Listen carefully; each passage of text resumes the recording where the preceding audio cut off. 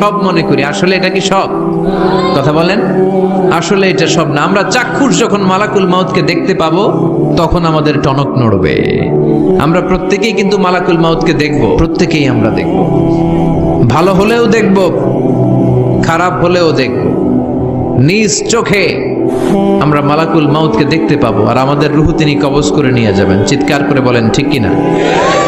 যারা মুমিন বান্দা, যারা ইমানদার, তারা মালাকুল মাউতকে দেখবে খুব সুশ্রী, সুন্দর, সাদা ধবধবে জুব্বা পরা একটা যুবকের বেশে। আলহামদুলিল্লাহ পড়েন।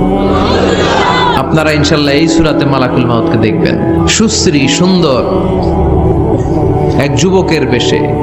সুঘ্রাণ তার গা থেকে আসছে।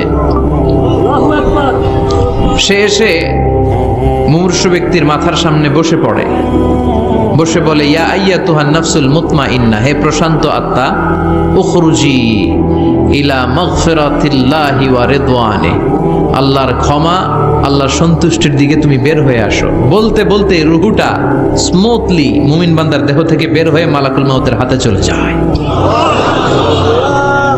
কাফান মিন আকফানিল জান্নাহ, হানুত মিন হানুতিল জান্নাহ, জান্নাতে হানুত এনে, কাফন এনে মালাকুল মাউত এটাকে খুব সম্মানের সাথে, আমরা বাঁচলেও যেমনি সম্মানিত, আমরা মরে গেলেও।